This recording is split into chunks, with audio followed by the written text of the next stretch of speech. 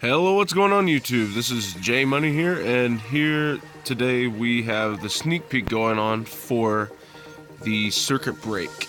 You know, the brand new set that's gonna more or less change the game once again, in a lot of ways, a little bit more of a permanent stepping stone. So, with that being said, I want to go over the top 5 decks that you guys should consider playing or consider looking out for post Circuit Break. So, without further ado, let's go ahead and get started. Starting off at number 5, we have ABCs. Now,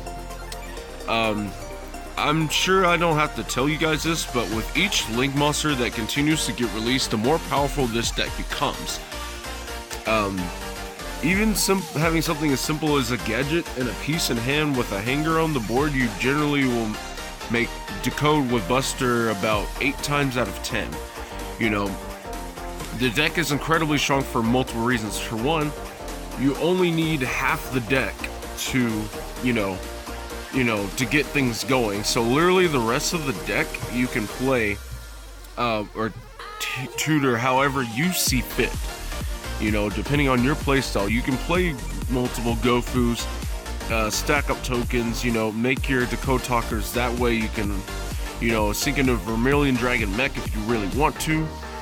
Destrudo is also coming out in this set as well, so that gives us another option, with Dragon Ravine. Even though it is technically more consistent, I personally just still cannot really see myself really paying 1,000 life points to make an Ancient Fairy only for it to get ashed.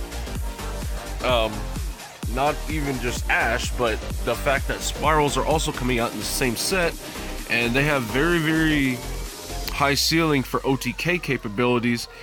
It makes it a little less appealing just to me, in my personal opinion. That's why I still use the chicken, because granted I have to hard draw this chicken. Not only will it still give me access to Ancient Fairy, but it also gives me a little bit more flexibility in terms of my synchros. I can also use Omega if I just so happen to be going second, which can still lead to me making Buster in the end of the day, because the pieces still float even when used as a synchro summon. You have so much main deck space for the deck that you can play things like triple anti-spell on a Solemn Brigade, and maybe a couple copies of these Mirror Forces, or you can, main an Artifact Engine and main a bunch of hand traps, or you can be playing a Kaiju engine in the main. Keep in mind, this deck can abuse Akashik the best because everything in the deck that's obviously not used for synchro fodder is a machine, and if you have, a gadget and a piece in hand, not only can you Kaiju them, not only can you make Akashik and rebounce that Kaiju to Kaiju over something else, but you can still make Buster at the same time. We can also abuse really good text that other decks can't really use all that effectively, like Enemy Controller. Sending and tributing off a piece, not only allows you to take their monster, but the pieces also can plus from the graveyard, which is very, very good. Not only that, but Enemy Controller might be just a little bit better now, more than ever, because we're also getting number 41 Baguska.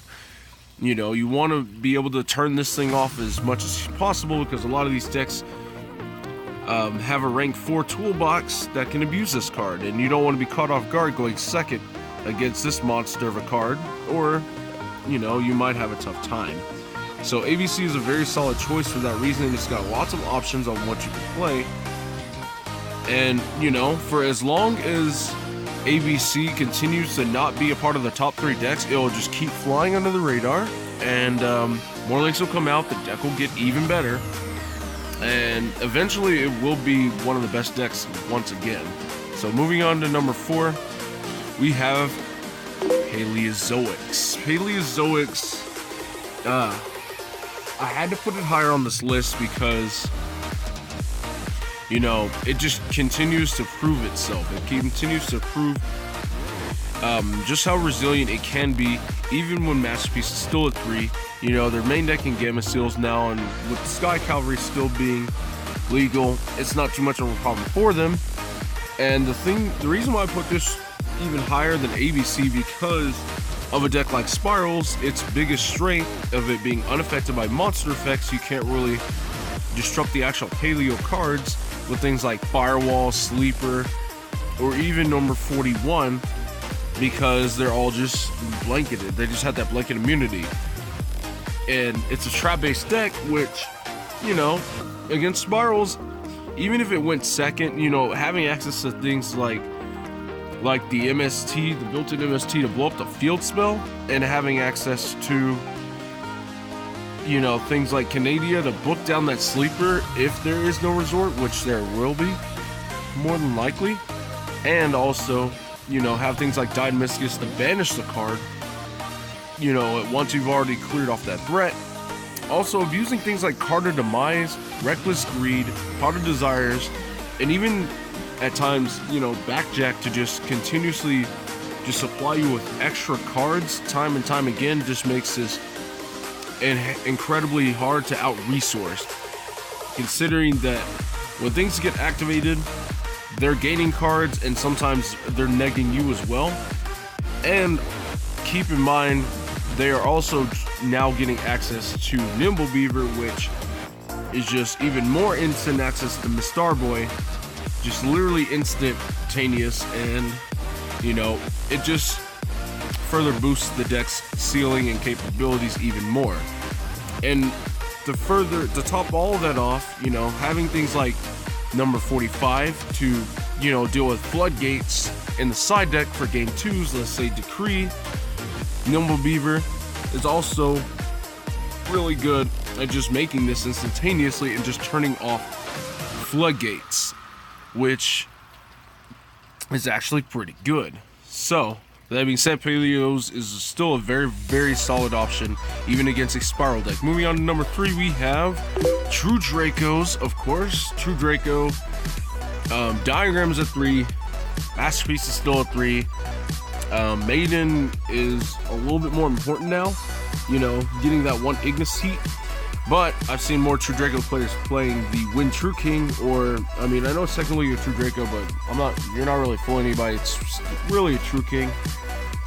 But being able to nuke this and add any spell or trap with, you know, Diagram, and then trigger his effect to add any of the other, you know, True Dracos, except Majesty's Maiden, unfortunately, is pretty damn good. You know, still being able to abuse things like, you know, Domain to lock out extra deck summons is still really powerful, and the Monarch's Erupt as just another form of skill drain against everything else it more or less can win you games.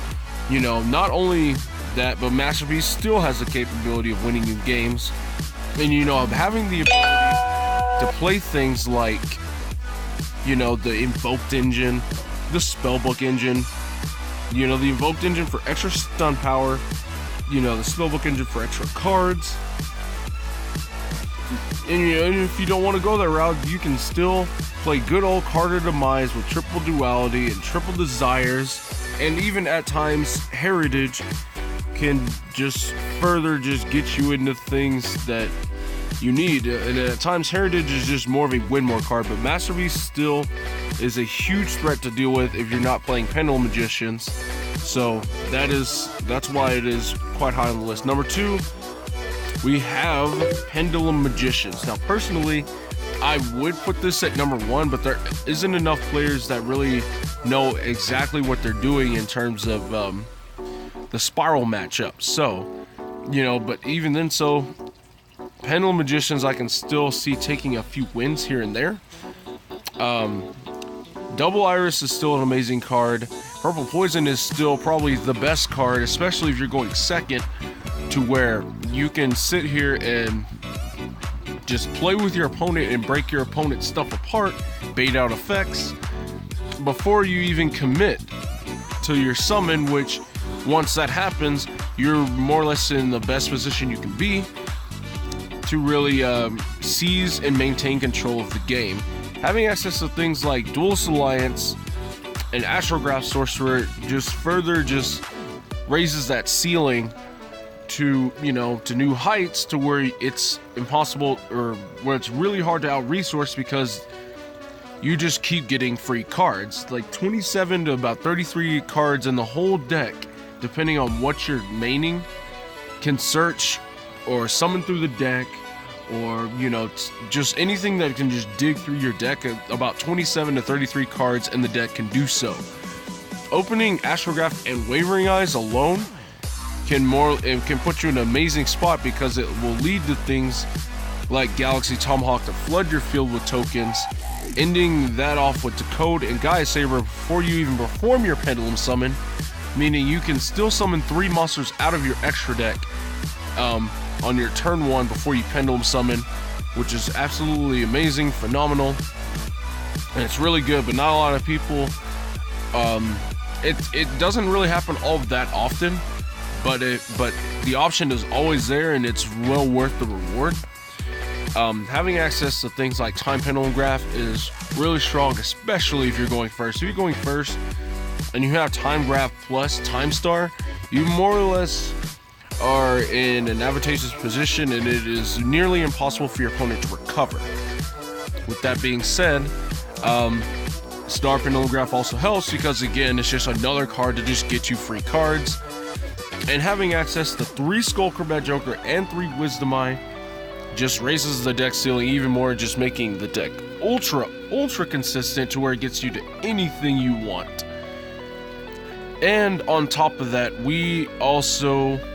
the Pendulum deck has also a rank 4 toolbox on, you know, which gets you access to the newly number 41. So now their turn 1 plays, their ceiling's just raised to where you're not sitting just on Time Star and Time Graph, to where if you don't have access to either of those, or to the Time Graph, you have another option in form of Baguska to still stun your opponent. Also, they're no stranger to playing things like Lava Golem in the side deck, because their normal summon isn't really too needed. So you could still deal with monsters, deal with multiple threats at a time, going second, and still be able to make plays. Now, you know, the problem with the deck is still, you know, Floodgates. Floodgates can still hurt the deck, especially if it's something like Macrocosmos. If your order isn't too bad, unless you play double high skills like Wisdom Eye and an Iris. But Anti-Spell is still the worst card to deal with. But with things like Purple Poison Magician and Time Pendulum Graph, you can easily, you know, you can remedy those situations rather quickly. Now, of course, moving on to number 1, we do have Spirals. You know, again, I would put Magicians higher on the list, but the fact that the matter is that it requires a lower skill cap to play a deck like Spiral and win more matches than it does Magician Pendulum. So again, Magician Pendulum players can easily beat Spiral players if you as a Magician Pendulum player know what the hell you're doing, but you know, you have to have a very, very good understanding of both decks to make that work. So again, Sleeper and Last Resort is still going to be your biggest problem. But the reason why this deck is so good and so consistent is it's not exactly like Zodiac, but it's similar to Zodiac, to where it requires very, very minimal cards to get going, and so the rest of the cards in your hand are just free. Hence why there's so many hand traps when you see like triple Ash Blossom, triple Ogre, and the 1 DD Crow, because we are getting the Recite Starling in Circuit Break to search DD Crow. So Spirals isn't just getting the power boost off of the Helix, we're also getting our DD Crow searches as well. Also being able to play things like Set Rotation as well with Destrudo to get access to your resort, and sometimes even playing the small little gear engine for going second. You know, it's another option to go second, but as some people may have realized, hand traps are probably just a little bit better, depending on what it is.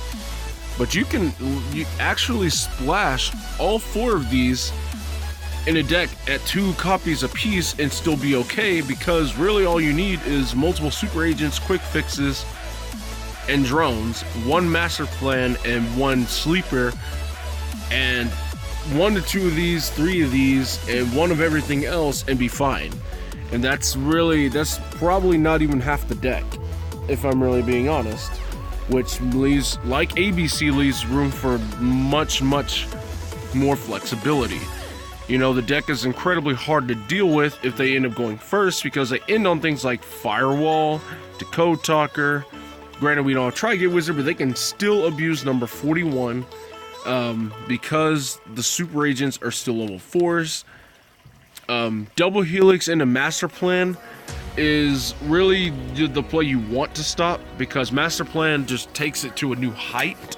So, with that being said, if you can stop the Master Plan search, if you can't afford Ash Blossom, Effect Veiler might be your next best option, because Double Helix is a hard once per turn, and they're only playing 1 Master Plan, and likely they're not gonna have it in hand. But if that Double Helix manages to resolve, then the Master Plan hits the field and things just get out of control. So Effect Veiler is actually not that bad anymore, because of how important it is to stop Double Helix from bringing Master Plan to the board. And not only that, but the Spiral deck itself is incredibly good, because they're incredibly flexible with their side deck, because of the cards that they're able to take out in their main decks. If they're going first, they have no need for all these hand traps, and so they're easy side outs. If they're going second, they don't necessarily need the Destrudo, because the Ancient Fairies effect, the special summon prohibits the battle phase, and all that good jazz. And so there's just really easy side outs and easy side ends going first and second, which makes this deck incredibly strong in the sense to where they don't necessarily need every single card in their main deck. You know, that's the same strength that it shared with ABCs, to where all you really need in your deck is half the deck. The rest is just text and choices, you know, against the meta. So this deck is going to be incredibly strong, incredibly consistent, like Zodiacs. Granted, it's not going to be able to run a lot of traps, but really, who needs those traps when you have something like an unkillable sleeper and Firewall? And not only that, but game 2 and game 3, you have cards like Super Agent that can deal with things like Floodgates, because it does pop back row. A lot of people seem to overlook the fact that it can really be good for going second as well, because of the fact that it can pop Floodgates like Anti-Spell and all that other good jazz. So also playing things like Princess Sprite just for the extra greed, just getting extra cards, ain't too bad either. So thank you guys. This is my list. This is my personal list again. I would put ABCs a little bit higher, and I would put Magician Pendulums a little bit higher, but unfortunately there aren't a lot of players that really truly know exactly how to play against Spirals with those decks, and so I had to put them a little bit lower to the list, regardless of where I am in terms of knowledge with these decks. Other people, I'm afraid, aren't, so that's where they lie on the list, and that is probably my best. This was my best analysis that I can come up with. Let me know if there's anything I missed, guys, and let me know what you guys think about this list in general. Do you think this list is subjected to change after about a month of being into the new format? Who knows? So thank you guys for watching very much. This is J Money, and I'm signing out.